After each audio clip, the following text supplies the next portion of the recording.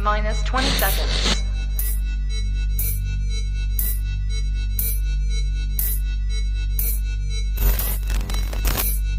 10, 9, 8, 7, 6, 5, 4, 3, 2, 1, 0.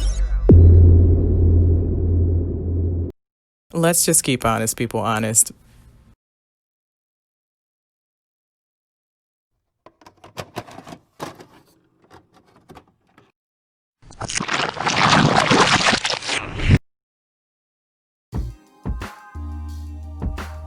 Marie Teresa. Thaddeus RV. Elena Sandovici. Lauren Luna. Rodney D. Butler. Hugo Perez. Amy Cummins. Flux the Artist. Lex Simone. Brandy Unts. Amy Malkin. Jean Barron. Teresa L. Staley. And MoNique LeRoux.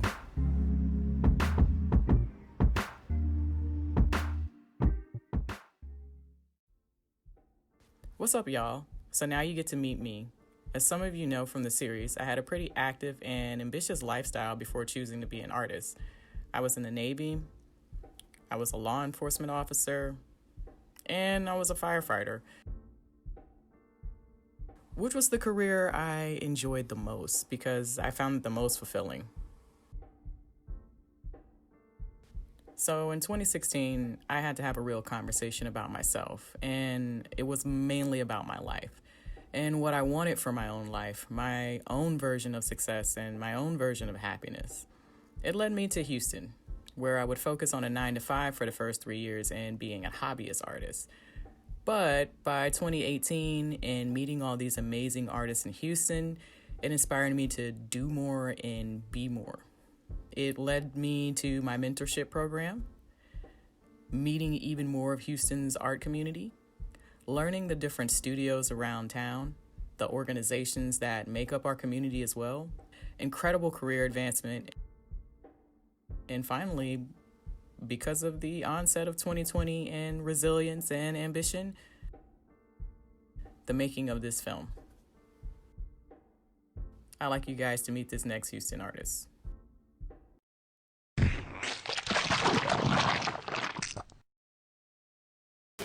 Cool, we're doing this. Can you introduce yourself? Yes, I am MoNique LeRoux. I am a mixed media and abstract expressionist artist, so I like to work a lot with random scrap pieces of wood. I am a host of my own podcast, Perspective of an Artist. That's really exciting. I kind of share my life stories and moments of growth by being in these different careers that I've held before I was an artist, which was being a police officer, being in the military, and being a firefighter. And finally now, because of Meet Houston's Artists in 2020, I'm a filmmaker.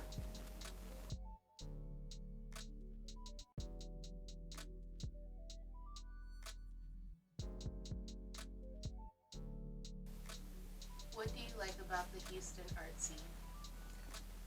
I really love that Houston has the different pockets of places where you can go see different types of art, from abstract to very graffiti to contemporary to figurative, that there's so many people that do so many different things with so many different elements and materials and media, that it's always something new being produced out of this small community.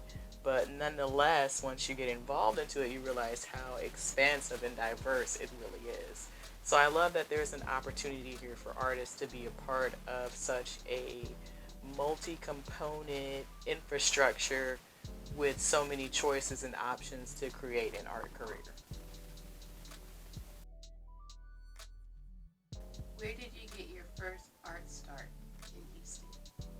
Well, if anybody's been watching this episode up to this point, we all know that I got my first real art start at a show that rotates through Houston that's called Pancakes and Booze, and how I met a good portion of the artists that have been in this docuseries with me. Also through this show and this one event that was very big in Houston that came about.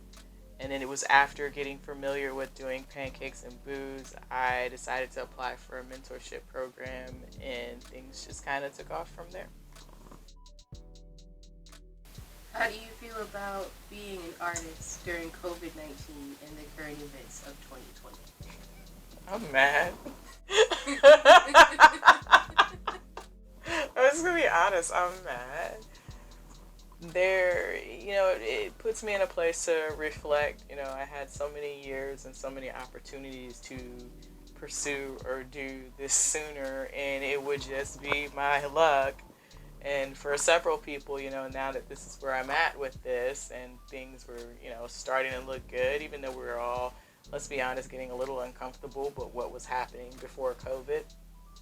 But even then, we were still able to pursue our own versions of happiness, whatever that could have been for each individual on a personal level. But I don't like this. I like that I'm seeing more people get more involved in art.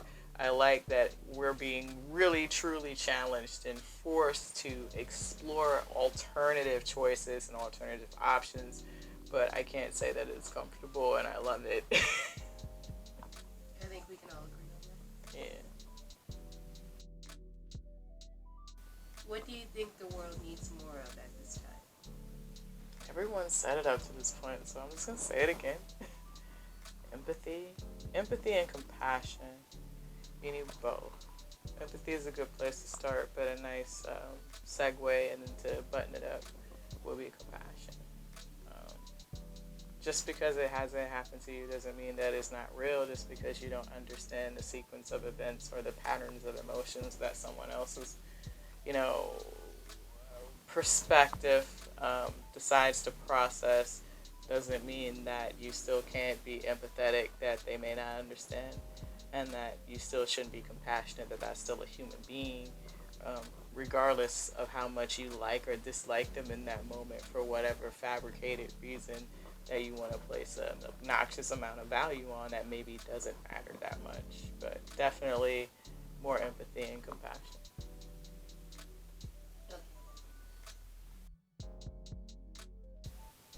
What do you think or feel we need less of in this time? Distractions. We need less distractions. And the hard thing about a distraction is sometimes you're not even aware that it is one. But I think if we've removed a lot of distractions, things that we tend to place values on or do that we know we really don't care for or like or really want more of, giving it a reason to still be relevant and exist when it really shouldn't, or it doesn't really serve us or our higher purpose or ourselves or the goals that we're trying to get to in life at all. I think we should just remove it. So if it's, in a sense, if it's not helping you achieve your version of happiness or success, then it needs to be removed from, whatever it is around you, so you can, have less distractions, so you can focus on yourself more and focus on what you're trying to figure out about what you want more. And you can do that easier when you don't have distractions or as many.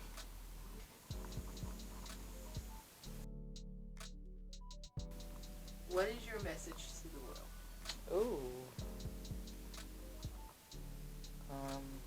Well, I feel like I've been trying to say a lot in this interview, taking the most of this opportunity to share some pretty strong beliefs of mine. But if I had a message to the world, and it's going to keep going for a long time, it is to stop doing things you don't like.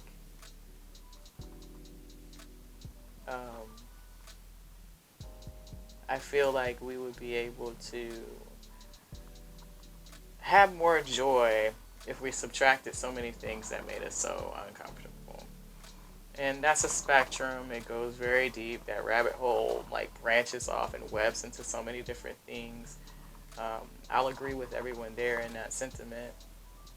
But we have to stop doing the things we don't like to reduce the amount of like negative impacts or experiences that we have, just because we're afraid out of fear to try something new, or be ourselves, or whatever it is that we might be facing that may actually be holding us back, because we're afraid to move on from it. So I think if we just simply started at a very comfortable place, which I can agree is something very simple, is to just stop doing things you don't like, I think we can get to a closer, more happier place for our own individual happiness.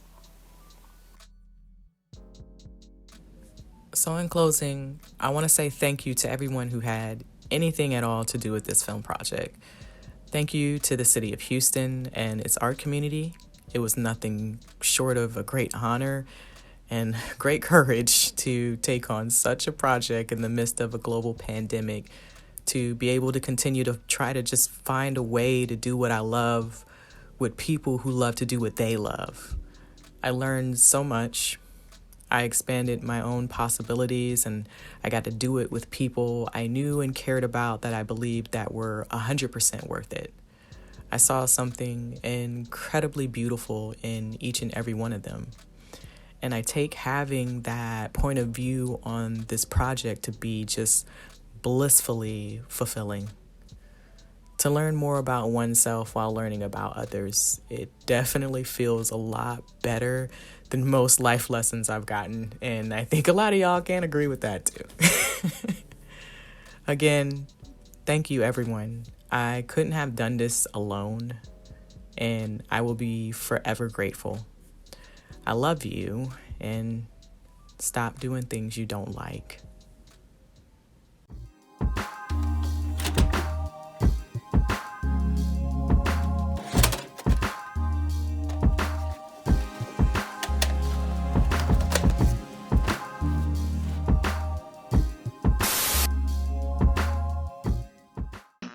Can't have me.